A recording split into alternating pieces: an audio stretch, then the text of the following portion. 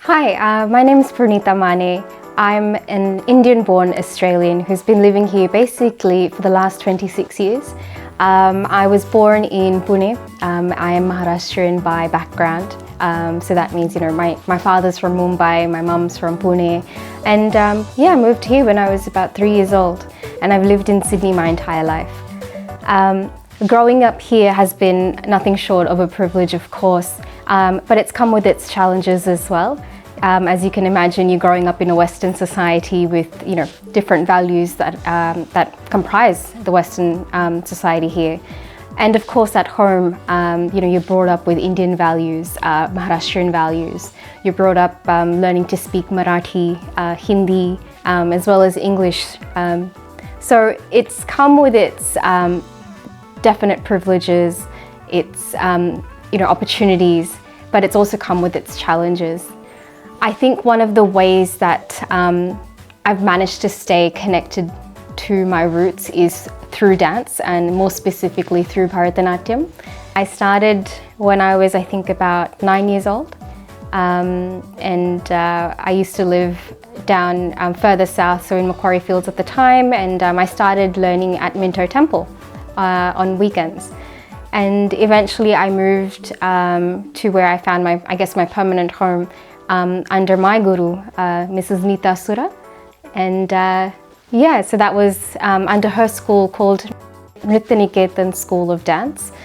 And I've been there ever since. I've been her student, and I've been very privileged to learn under her guidance. And since then, the journey has just been of, growth, learning. It's been challenging, it's been rewarding.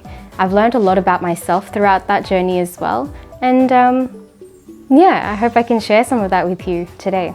By definition, Bharatanatyam essentially is an amalgamation of expressions, melody, rhythm through dance. So that's your bhava, raga, tala, and natyam. So when you put that together, you get Bharatanatyam. It's a dance form that originated in the temples of southern India over 2,000 years ago. And it's a way that to be spiritually connected. It's a way of expression. It's a way of creative, movement. And of course, all of that keeps you close to not just your roots, but I think to yourself as well. So as much as it is an expression in a very disciplined manner and structured manner, it is definitely also a connection and expression of who you are internally. And that's something that I really enjoy about the dance form. Initially, it started as a passion for dance, and throughout that journey, I was able to learn about, our religious aspects, because we are portraying stories of different gods. But I guess as time went on and I matured as a dancer, somewhere it became a lot more, it became a passion, it became storytelling. And so when I had the opportunity to then, take on a few students from my guru, I decided to give that a chance and see where that would take me. And it was only meant to be temporary, I think, initially. But, I guess now when I look back, I can say with a very full heart that I've been doing that for 7 years now. I've been teaching for 7 years. And it's allowed me to grow as a dancer as well. But I think the most rewarding aspect has been that connection that you build with your students and the young children that start with you. My students have been, as young as 4 and 5 years old, all the way up till about 32. And what's amazing is you see them go through a journey, and a journey that is very similar to yours. But you also see various different personalities. You're challenged to be able to work with each of those personalities and bring out the best of each of them. And at the same time, you see a lot of yourself in some of your students, and that helps you reflect on yourself, how you can grow, what you can change, what you can improve on, and perhaps what you also need to let go of. So I think that learning has been invaluable. The connection as a teacher that you have to your students is so hard to express in words. There's one hand where you're teaching them about the dance form, but on the other hand, it's very much a friendship that you build. I think that friendship between the students and myself has been interesting because obviously I'm tasked with, I guess, giving them a certain knowledge base, right? But a lot of these young girls will look up to you, and that's what you come to realize.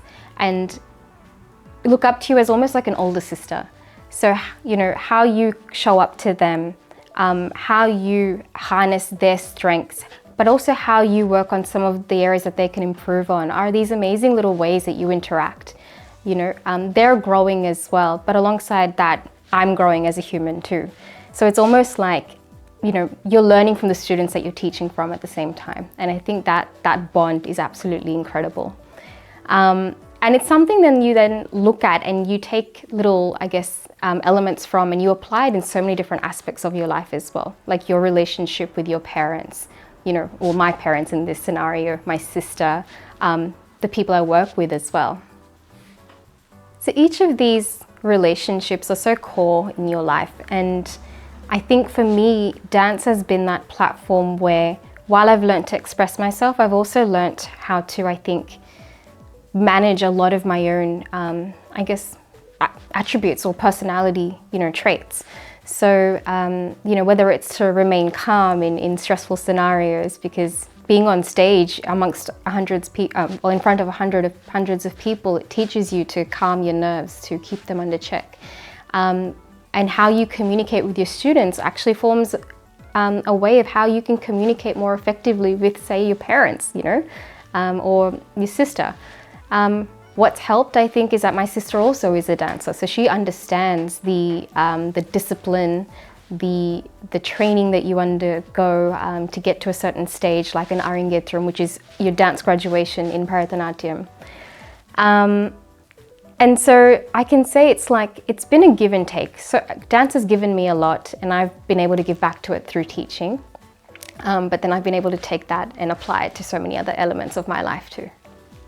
So growing up, my parents, like most, Indian parents, were quite strict. Focus on studies, focus on dance, make sure you've got the right values, you're learning about the culture. And it's interesting because I think that, pursuing Bharatanatyam has actually allowed me to build that bridge very strong with them. And what I mean by that is, I'm able to discuss some of the, I guess, religious aspects of it.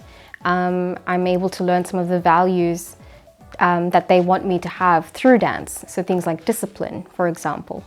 And that's brought us closer in a way. But I think just the creation of art, or sharing a space in an artistic way even, has brought us closer together as well. As much as it's been an expression of myself, I think my mum has been along that journey, with me, getting me ready for performances, taking me to practices. Dad has driven me to practices and been there helping set up, some of the stage shows. And going on that journey together has brought us very close, both personally, culturally, spiritually. And then the other aspect that I think dance has really influenced is also my work. So I work in the technology industry, and it's a very fast-paced space, you can say. Constant learning, a lot of challenges, a lot of things change on the fly. And when you've been, I guess, dancing for so long, some of the things that I've picked up along the way is being able to adapt. When something goes wrong on stage, you keep going. And that's been something that I've been able to sort of, I guess, take from my dance and apply to my work. But I think the other aspect is it's just been an amazing outlet, So when you go to work and you have the challenges that you do, it's so nice to come back to a space that is purely yours on a creative level, and just pour your heart out into that. So it's been an amazing way to balance out life as well. So that's one of the things that I absolutely love about dance. Bharatanatyam is well and truly embedded in, I think, my life and who I am, and the identity that I give myself, or I carry myself with. So moving forward, I think it's going to be probably a permanent fixture, if I can say, in my life. And one day I would love to have, my own dance organization. And one of the dreams that I have is to pull together my own production from start to finish, a range of 8 to 10 dancers perhaps, with, various students, and start my own journey of storytelling to wider audiences, take Bharatanatyam further in Australia, and see how I can also collaborate with different dance forms. I think that's something I'm really passionate about, pushing your boundaries as a dancer, as a choreographer, and as a creator. I think that's very, very something close to my heart. I think one of the wonderful things that I've learned from my guru, Mrs Neeta Sura, is that you've got to find your passion and really pursue it with full strength. Put everything you have behind it. But in order to find that passion, make sure you really do find what it is that makes your heart, sing, dance, leap for joy, whatever it is. Something that's outside of your workspace maybe.